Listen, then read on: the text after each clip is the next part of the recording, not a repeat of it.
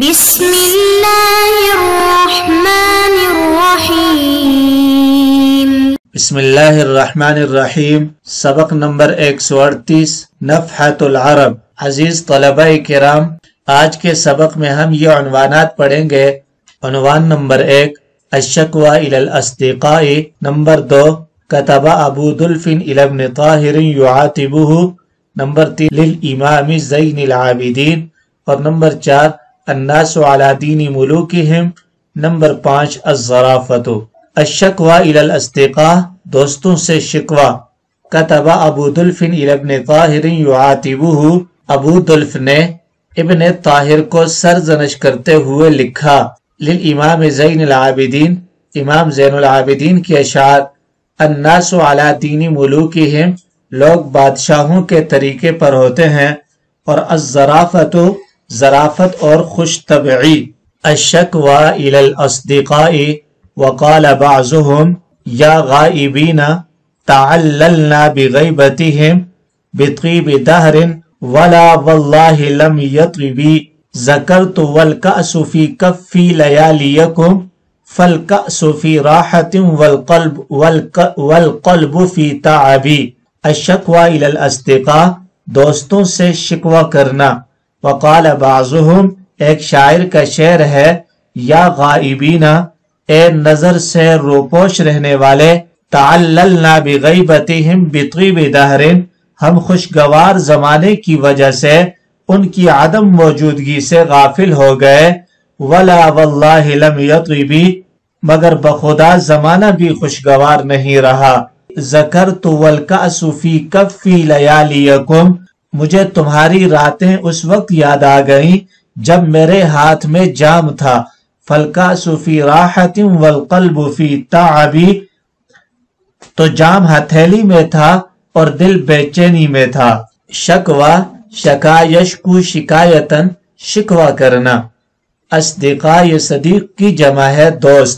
تعللنا، تعلل بشیء یتعلل تعللا، باب تفعل سے مشغول ہونا۔ بغیبتہم، اس میں با بمعنی عن ہے اور تعلل عن شیء کے معنی میں ہے، یعنی غافل ہونا، اعراض کرنا۔ دہرن، اس کی جمع ادہرن آتی ہے زمانہ۔ لم یطیبی، تاب یطیب طیبا، خوش رہنا۔ والکأس، کأسن، اس کی جمع کؤسن آتی ہے جام اور پیالہ۔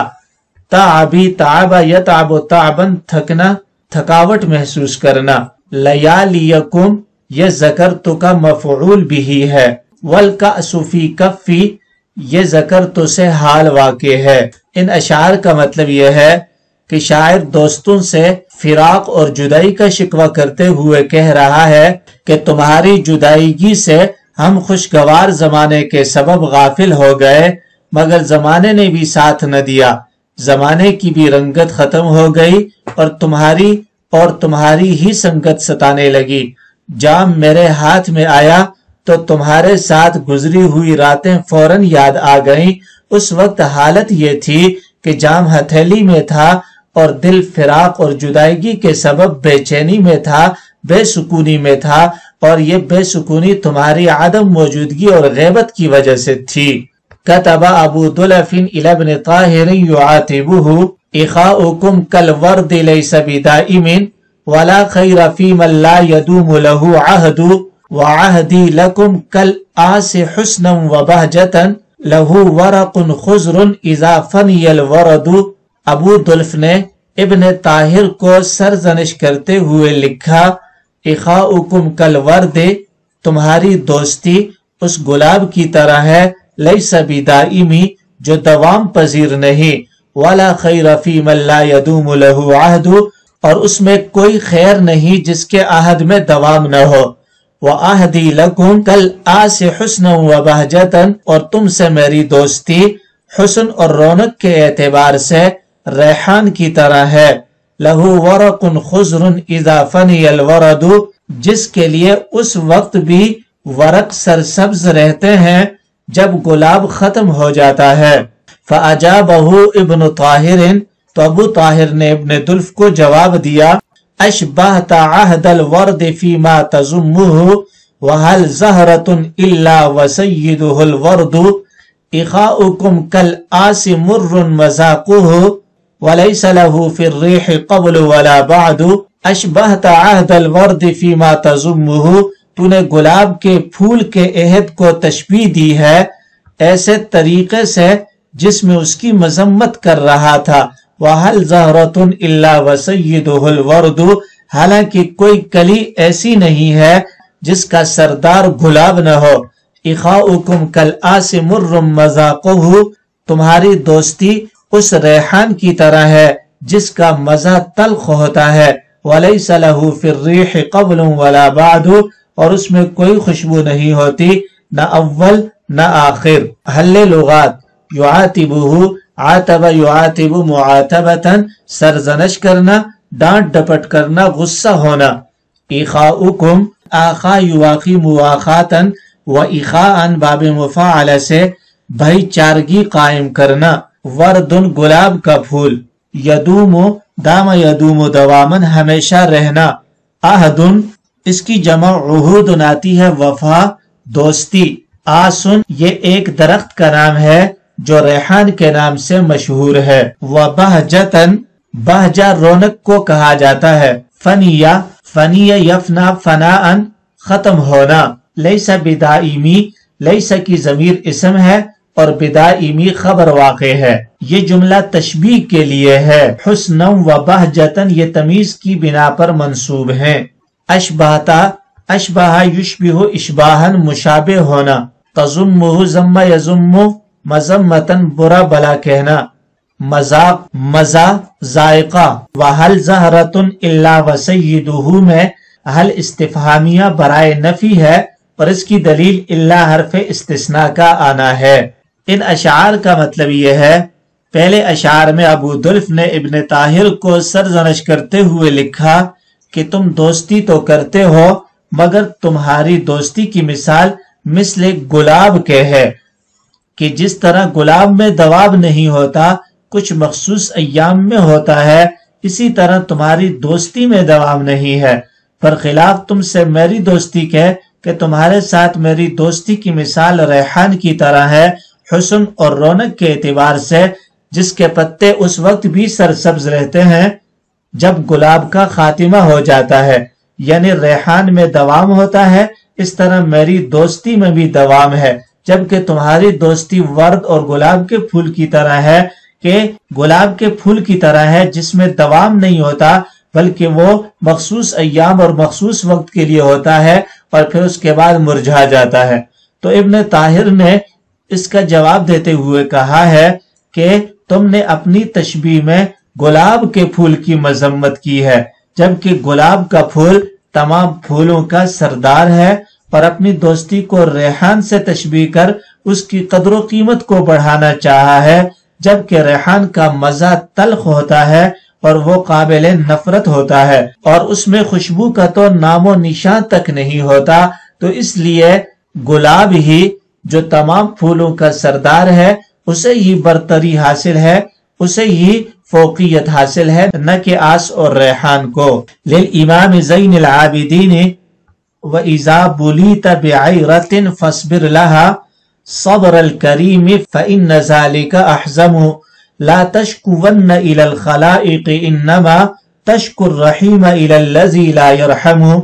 امام زین العابدین کے اشعار ہیں کہ وَإِذَا بُلِيتَ بِعَيْرَةٍ وَإِذَا بُلِيتَ بِعَبْرَةٍ فَاصْبِرْ لَهَا اور بعض کتابوں میں بِعَيْرَةٍ فَاصْبِرْ لَهَا ہے۔ تو عیرہ کا معنی عارہ یعیر عیرن سے حیرانی کے ساتھ آنا جانا، جبکہ عبرہ اس کا معنی آنسو بھی آتا ہے، اس کا معنی احوال و کیفیات میں غور و فکر اور تعجب بھی آتا ہے، تو تعجب اور غور و فکر کے اندر یہ عبرہ ہو یا عیرہ مشترک ہیں۔ وَإِذَا بُلِيتَ بِعَبْرَةٍ فَاصْبِرْ لَهَا جب تو حیرانی میں مبتلا ہو جائے، فَاصْبِرْ لَهَا صبر الکریم تو اس پر شریف شخص کے صبر کرنے کی طرح صبر کر، فَإِنَّ ذَلِكَ أَحْزَمُ کیونکہ یہی سب سے بڑی دانش مندی ہے۔ لا تشکون الی الخلائق مخلوق سے ہرگز شکایت مت کر، انما تشکر الرحیم الی الذی لا یرحم کیونکہ تو رحیم کی شکایت اس شخص سے کرے گا جو رحم نہیں کرتا۔ بلیتا بلا یبلو بلاءن آزمانا، عبرہ کے متعلق بتا دیا کہ عار یعیر عیرن ضرب یضرب سے اس کا معنی ہوتا ہے حیرانی کے ساتھ آنا جانا۔ اگر عبرہ ہو تو اس کا معنی ہوتا ہے احوال و کیفیات میں غور و فکر اور تعجب، تو تعجب اور حیرانگی کے معنی میں یہ مشترک ہے۔ فصبر صبر یصبر صبرا، ثابت قدم رہنا، صبر کرنا۔ احزم حزم یحزم حزما، دانش مند ہونا۔ لا تشکون شکا یشکو، شکایتن سے شکایت کرنا۔ فصبر لہا و اذا بلیت کی یہ جزا ہے۔ صبر الکریم یہ مفعول مطلق ہے۔ فإن ذلك احزم میں فا تعلیلیہ ہے اور احزم یہ ان کی خبر واقع ہے۔ ان اشعار کا مطلب یہ ہے کہ اگر کبھی کوئی مصیبت سر پر آ جائے تو پریشان مت ہو، بلکہ شریف انسان کی طرح صبر سے کام لو۔ دانش مندی کا یہی تقاضا ہے۔ اس پریشانی سے نجات کے لیے اللہ سے دعا مانگو، مخلوق سے اس کی شکایت، اس تنگی کی شکایت، اس پریشانی کی شکایت بالکل مت کرو، اس لیے کہ یہ پریشانی من جانب اللہ ہوتی ہے، اللہ کی طرف سے ہوتی ہے۔ اگر تم مخلوق سے شکایت کرو گے تو اس کا مطلب یہ ہوا کہ تم رحیم کی شکایت، مہربان کی شکایت غیر رحیم سے کر رہے ہو جو کہ مہربان نہیں ہے۔ الناس علی دین ملوکہم اذا کان رب البیت بالدف مولعا فشیمت اہل البیت کلہم رقص لا بد للملک من العطاء اذا لم یکن ملک ذاہبت فداہ فدولتہ ذاہبت۔ الناس علی دین ملوکہم، لوگ اپنے بادشاہوں کے طریقے پر ہوتے ہیں۔ اذا کان رب البیت بالدف مولعا، جب صاحب خانہ ہی دف کا دل دادا ہو، فشیمت اہل البیت کلہم رقص، تو تمام گھر والوں کی عادت ناچنے کی ہوگی۔ لا بد للملک، بادشاہ کے لیے ضروری ہے، من العطاء، بخشش کا ہونا، بادشاہ کے لیے بخشش ضروری ہے، عطا ضروری ہے۔ اذا لم یکن ملک ذاہبۃ، جب بادشاہ بخشش والا نہ ہو، فداہ، تو اسے چھوڑ دو، فدولتہ ذاہبۃ، کیونکہ اس کی حکومت ختم ہو جانے والی ہے۔ دفن، الدف یہ ایک قسم کے باجا کا نام ہے، اس کی جمع دفوفن آتی ہے۔ مولعن اولع بشیء یولع ایلاعن، باب افعال سے کسی چیز کا دل دادا ہونا۔ شیمتن، اس کی جمع شیمن آتی ہے، عادت۔ رقص، رقص یرقص رقصا، باب نصر ینصر سے ناچنا۔ ہبتن، اس کی جمع ہباتن آتی ہے، عطیہ، بخشش۔ دولتہ، اس کی جمع دولن آتی ہے، حکومت۔ ذاہبہ، ذہبہ یذہب سے اسم فاعل کا صیغہ، جانے والی، ختم ہونے والی۔ ان اشعار کا مطلب یہ ہے کہ اگر بگاڑ گھر کے مالک ہی میں ہو تو پھر افراد خانہ کا سدھرنا اور صحیح راستے پر رہنا بہت ہی مشکل ہے۔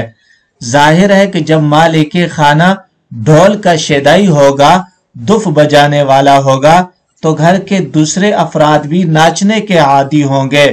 اور دوسرے شعر کا مطلب یہ ہے اگر بادشاہ اپنے رعایا کو نہ نوازے تو پھر یہ سمجھو کہ اس کی حکومت کا زوال یقینی ہے، اب زیادہ دیر اس کی حکومت باقی نہیں رہ سکتی بلکہ ختم ہو جائے گی، اس لیے کہ جو بادشاہ اپنی رعایا کے اوپر رحم نہیں کرتا، ان کے اوپر اپنی دولت کو نچھاور نہیں کرتا، تو رعایا اس سے ناراض ہو جاتی ہے اور اس کی حکومت چلی جاتی ہے۔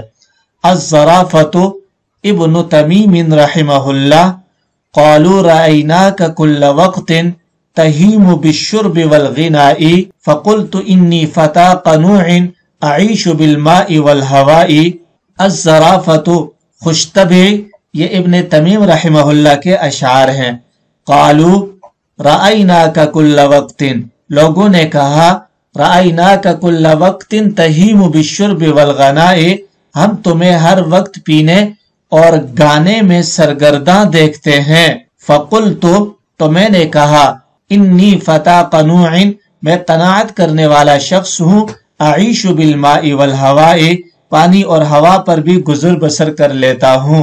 تہیم، ہام یہیم، ہیمن، حیران و سرگردان ہونا۔ ان اشعار کا مطلب یہ ہے کہ شاعر نے ظریفانہ جواب دیا ہے ان اشعار میں، بئی طور کے کہنے والوں نے جب یہ کہا کہ تم تو ہر وقت شراب نوشی اور گانے بجانے میں ہی مصروف نظر آتے ہو، تو اس نے ظریفانہ انداز میں کہا، ہاں میں تو بہت قانع شخص ہوں، میرا گزر بسر تو پانی اور ہوا پر ہو جاتا ہے۔ پانی سے شاعر نے شراب اور ہوا سے مراد آواز یعنی گانا بجانا مراد لیا ہے، تو ظرافت سے اس کا جواب دے دیا کہ ظرافت اور خوش طبعی سے ان کو خاموش کر دیا اور انہیں جواب دے دیا۔